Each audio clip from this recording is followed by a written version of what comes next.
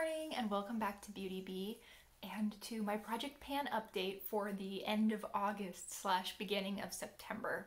I'm actually down to relatively few products to talk about, so hopefully this will be a really quick video. I can just knock this one out and have it posted tonight or first thing tomorrow morning. So let's start with face products.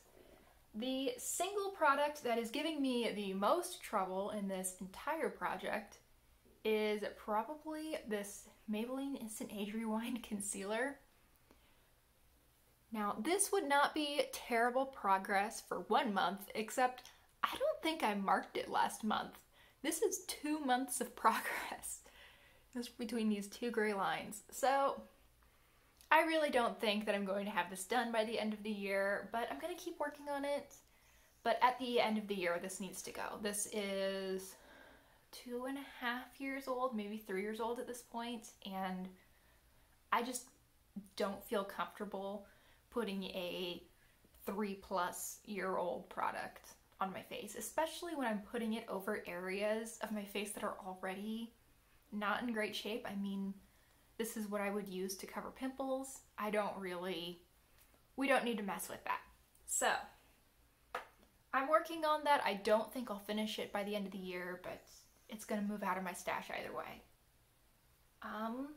Another face product that I've been working on, and this one I've actually been making really good progress on. Oh,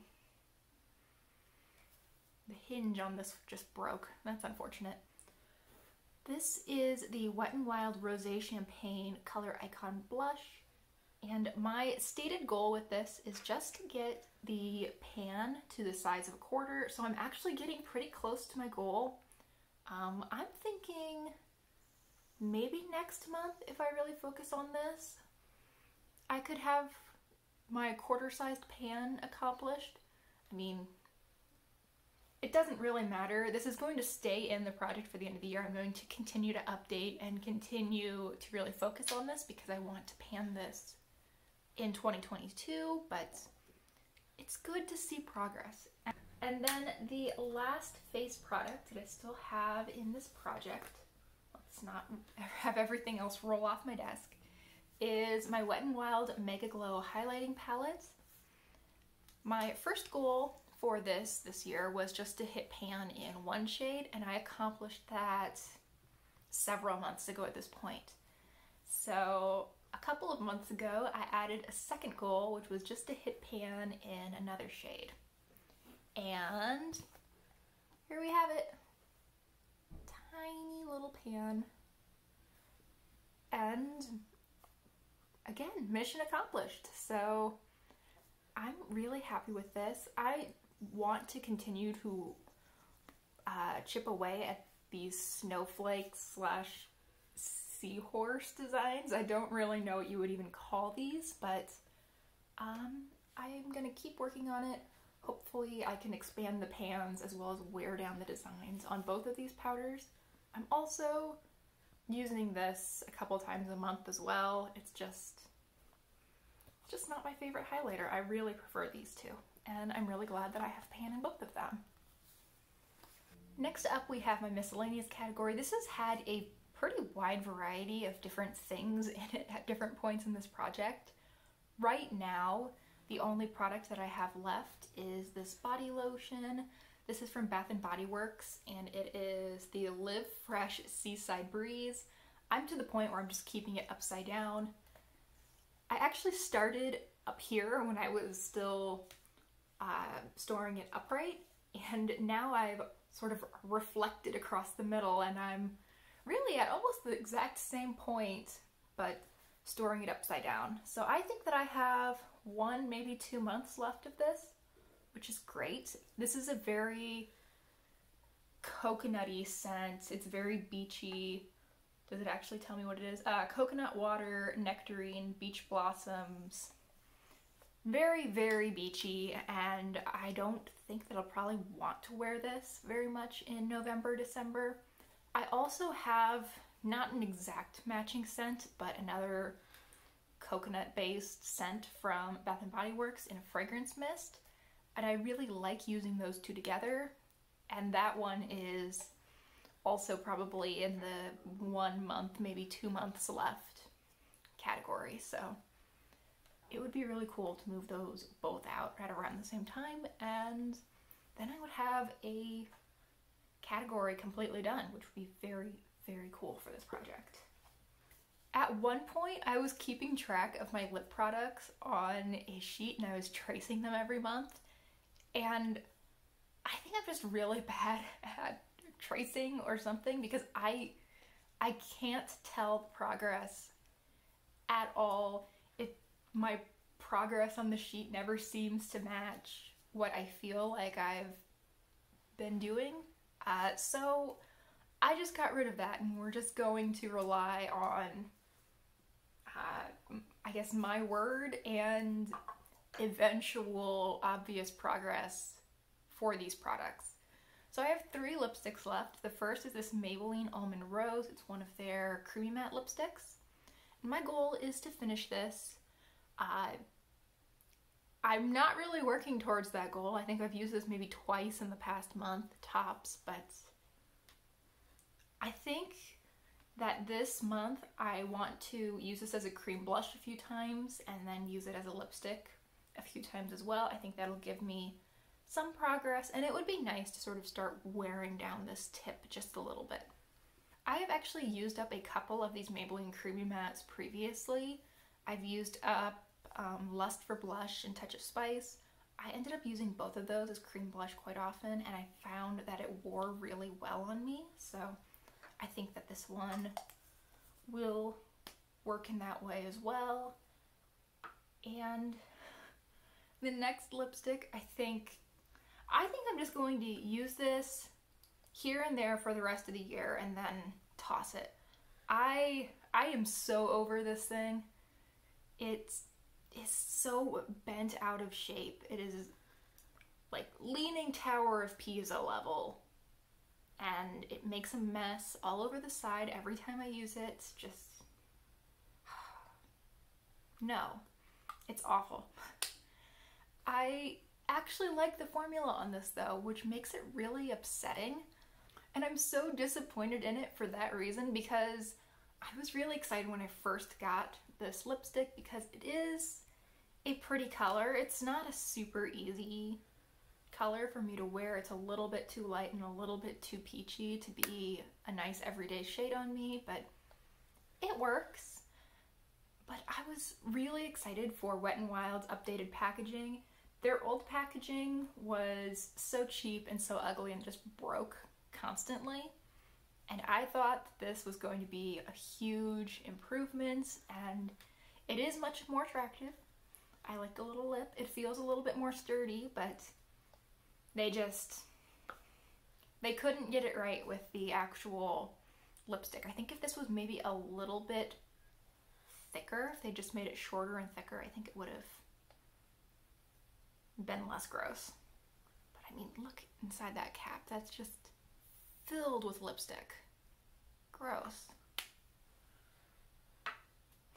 This wasn't intended to be my ranting about Wet n Wild packaging, but you know what? If they would just stop cheaping out on their packaging and I didn't have this happening, maybe I wouldn't have to rant about it.